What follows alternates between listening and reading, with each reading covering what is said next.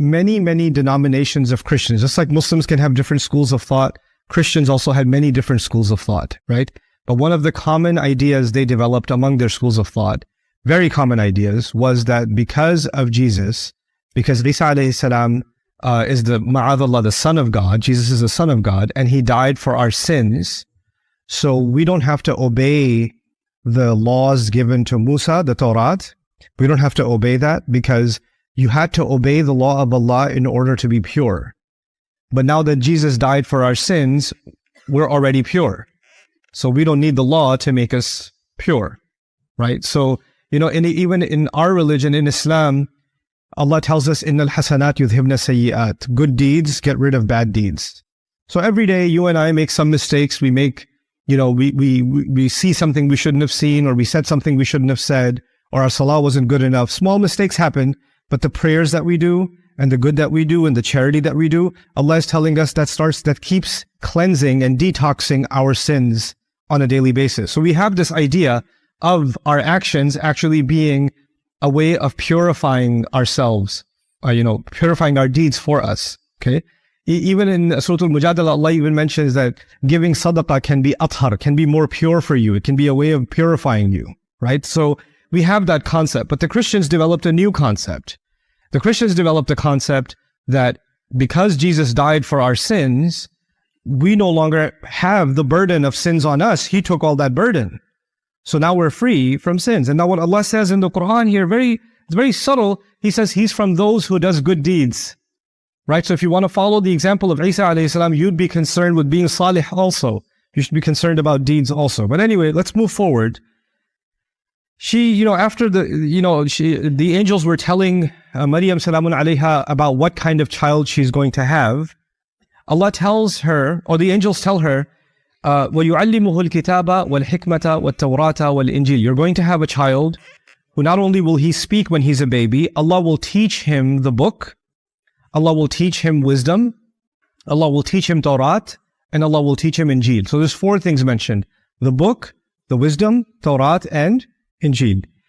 You can think of it like this: the book and the wisdom, meaning the Torah and the Injil. So the book is actually talking about the Torah, and the wisdom is talking about the Injil. Actually, among Christians, they used to refer to the Bible often as wisdom. That's one of the names they used for it. And even in the Qur'an, Allah Azza wa Jalla says about Isa alayhi salam, وَلَمَّا جَاءَ عِيسَى بِالْبَيِّنَاتِ قَالَ قَدْ جِئْتُكُمْ بِالْحِكْمَةِ. When Isa alayhi salam came with all of his proofs, he said, I have come to you with wisdom. So the Injil is actually, the summary of the Injil is wisdom. And the summary of the Torah is laws. And the word in Arabic for laws is also al-kitab. So Allah says in this ayah, the angels are telling Maryam that when Jesus is born, Allah's plan for him is that Allah will teach him the book and the wisdom, Torah and Injil. So Isa alayhi salam will not only know the Injil, he will also know the Torah. He's going to know both of them. Now, why is that important? Because the Injil has hikmah, and in many Christian communities, the religion itself just became about wisdom. It has nothing to do with the laws. The laws were before Jesus sacrificed himself. The laws were before God gave up his son. You don't need the laws anymore. And Allah is saying that Jesus, even before he was born, the plan was already declared that he's going to be living by the law and the wisdom, both of them together, right? يُعَلِّمُهُ الْكِتَابَ وَالْحِكْمَةَ وَالتَّوْرَاةَ وَالْإِنْجِيلَ. Now, he then describes, Allah jumps right into the life of Isa alayhi salam. So he's born, he's become older, he's giving da'wah to the Bani Israel. Those were the Muslims of that time, okay? And he's giving them da'wah, and he's telling them the proof. Why should they believe in him as Allah's messenger? He says, قَدْ جِئْتُكُمْ بِآيَةٍ مِّن رَبِّكُمْ. I am coming to you with a miracle from your master and a sign from your master. So I have proof of why you should think of me as a messenger. I am going to create for you from mud, from wet soil, I'm going to make the shape of a bird. And then I'm going to blow into that shape. And it will become a living bird by the permission of Allah. So the shape of a bird will turn into a living bird. That's the first thing. Okay. Then he says, وَأُبْرِئُ الْأَكْمَهَ وَالْأَبْرَصَ. And I will heal the one that is diseased, the leper, people that have very severe, you can even say terminal diseases, right? Viral diseases that they were quarantined. They couldn't live with the rest of society. They were separated. Those kinds of people, I will be able to cure them, and even the blind one. Okay, so I will be able to heal them. Okay, now, وَأُحْيِي الْمَوْتَى بِإِذْنِ اللَّهِ, and I'll be able to bring the dead back to life by Allah's permission. And he keeps saying, by Allah's permission, by Allah's permission, by Allah's permission.